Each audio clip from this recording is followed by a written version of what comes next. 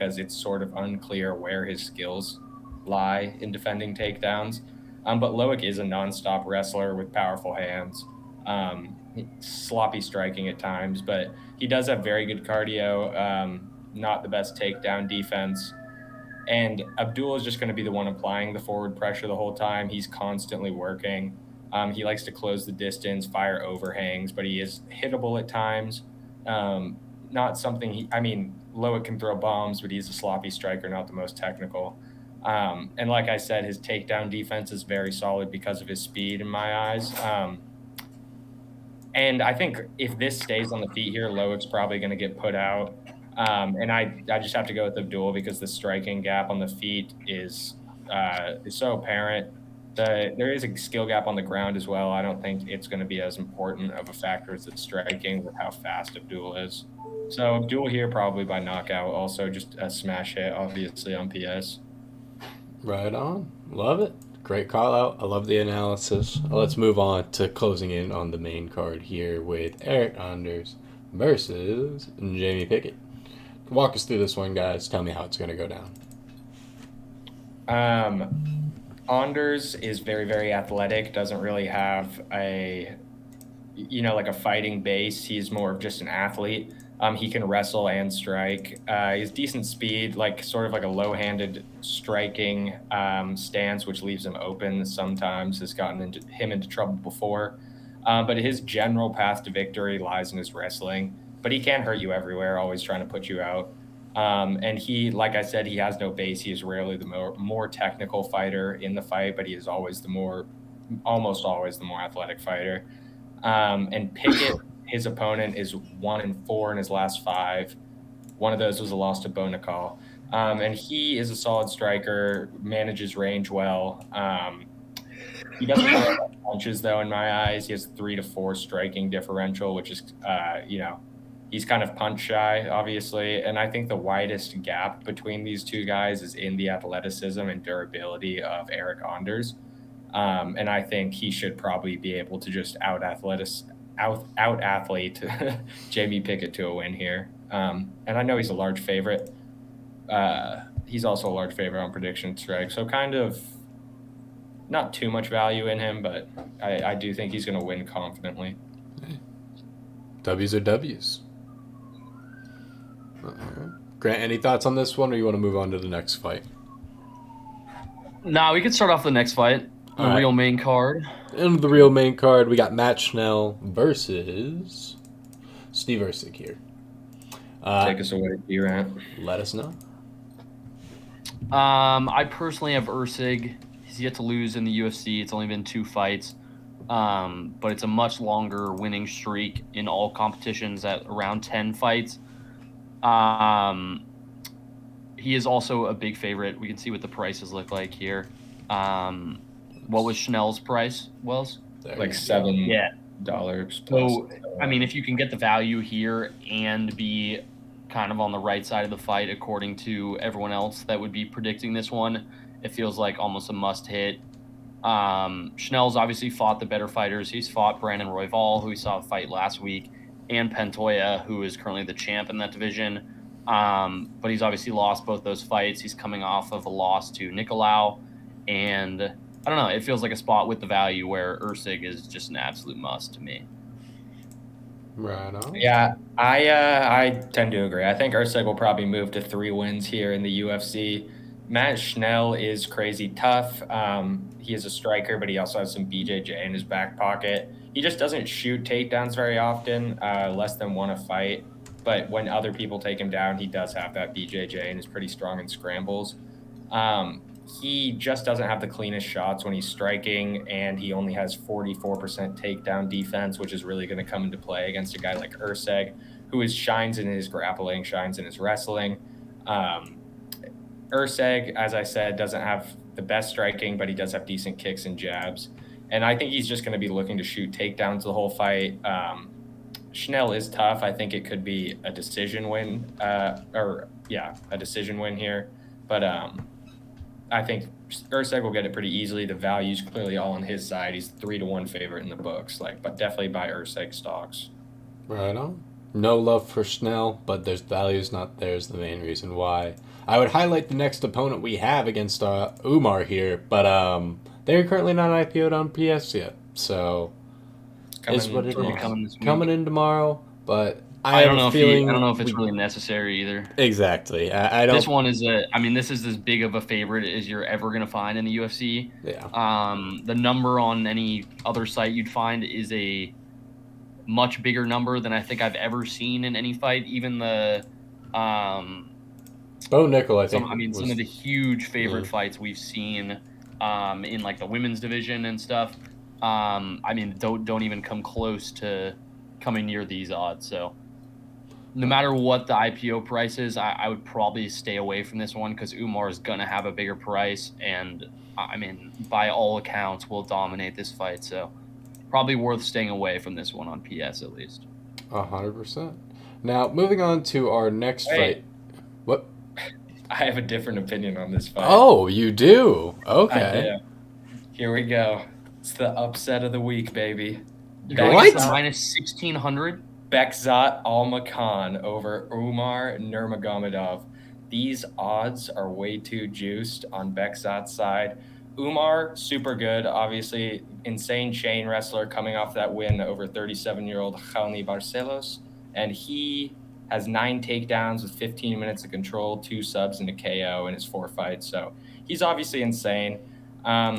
These odds are stupid, though, because Bekzat Almakhan is a really good fighter himself. I watched some tape on him, and everyone was clowning this fight. Like, why are they just feeding Umar, like, this random-ass dude that no one's ever heard of? But he is a very, very good fighter and has a completely different fighting style than Umar does. He is a really tight, dangerous striker, great offensive wrestling, and he just is so good in the pocket. He does lack some control on the ground, but ground game isn't his key to victory. He has insane cardio, good get-up game, very fast, and he's not just a kickboxer at all. For me, it's insane, these odds. Everyone has been clowning it. Everyone's team Umar on this, and it's because Umar was supposed to fight Sandhagen, and here he is fighting Bekzat. But if you look at his tape, he's not bad at all. He'll struggle with the takedowns for sure, and he'll struggle with the kicks from Umar, but these odds are just insane. Bekzat is such a good fighter. I think Umar is still young, like inexperienced. I kind of like Bekzat. We're saying Bekzat's a good fighter. Have you seen him fight in the Octagon Promotion Company? Like, do we?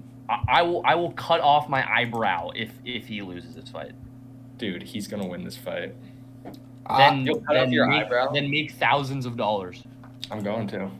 Listen, I hope Jackson's confident. I like the spiciness. I'm all here for it. Is what it is. I mean, this is the biggest favorite maybe ever. But yeah, have you ever seen a minus 300? He's gonna sleep him in the first round.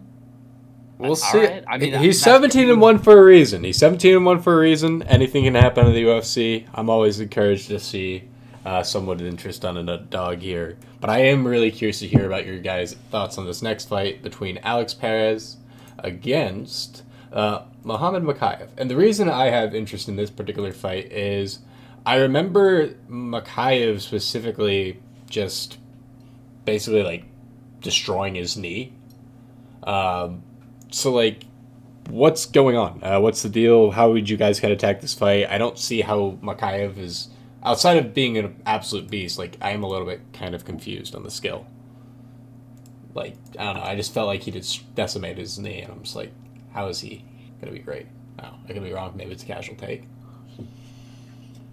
Yeah, so it's basically we have Alex Perez here, 976 versus 994 for Mokaev. Perez, he is a very good striker with some good wrestling, nice kicks, and he is coming off a loss to Pantoja.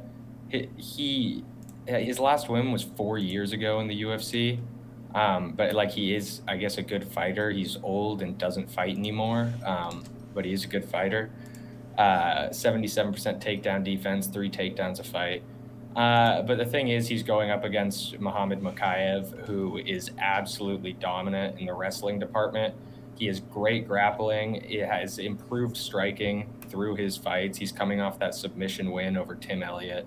And Makayev, like, I think he could be a minus 800 favorite here with an 8-year age gap. This guy has never beat anybody who currently fights in the UFC. Like, I think it's going to be Makayev by murder, quick sub. Murder. Why did he take such a long break if he's only 31 now? Like, he's fought twice during, like, his peak athletic years from, like, 28 to 31. Yeah, I have no idea. Well, either way, I would be taking the man from Manchester. I mean, I feel like this one's a smash hit at a similar price, with a huge age discrepancy on your side from an investment standpoint. You take a 23-year-old who should cakewalk to a win here, and you can hold that for years to come. So, yeah, I will take Mokaev as well. Hell yeah. Right on. As I said, I got nothing but casual takes here. All right. Moving on to Petrino versus Pedro. Bada bing, bada boom. Walk me through this fight so I can understand the rule. This is going to be a good test for Vitor Petrino here. The prospect. Tyson Pedro's 531, Petrino 630 something. And this is going to be a super fun fight, I think. Probably one of the best on this card. Vitor, he's a monster, very dangerous striking, good grappling too. Takedown defense isn't the best, but he has pretty good get-up game. And he does need to improve a little bit, but he is a problem for a lot of people. Tyson is primarily a grappler. He has power too in his striking and will charge forward trying to get those takedowns. He is sort of a ground and pound guy, or I should say mostly a ground and pound guy. When he gets it to the ground, he's looking to strike more than submit more often than not. He is coming off a TKO win, and this is, I think it's just a test here for Vitor Petrino. We're really going to be able to see how good this guy is. If he passed this test, like, he can be sloppy at times. He does have power, and I think his power in wrestling should be good enough to get this done. But Tyson could obviously win this. He is so good at grappling, like, so aggressive with his takedowns. But at the end of the day, I got Petrino. He hits harder, he's faster, and probably the better offensive wrestler. So I think it's a decent chance of his dub here. I'll be taking Tyson Pedro here. Oh, damn. I love a good Aussie dog. He has been training with Tai Tuivasa, so you know that chin's going to be improving.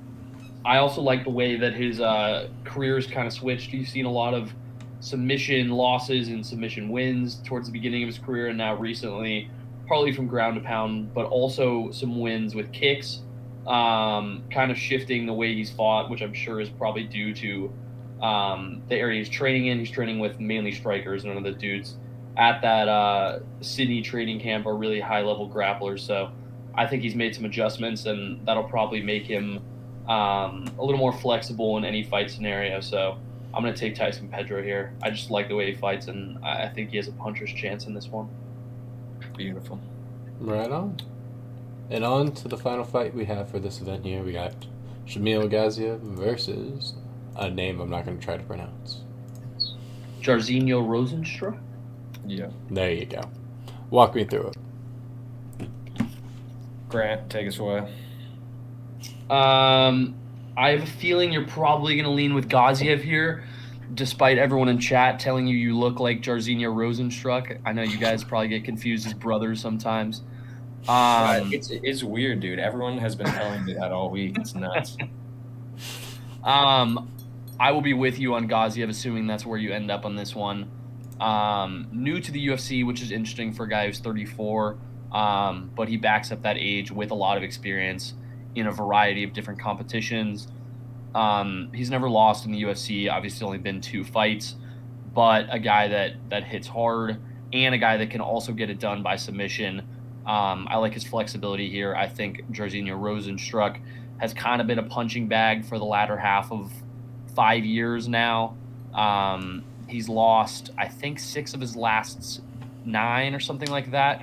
He's obviously fought everyone you can name in this division in Ngannou, Overeem, Cyril Gane, Volkov, his last loss coming by way of Jolton Almeida. I think that was in that card last year that might have been in Brazil.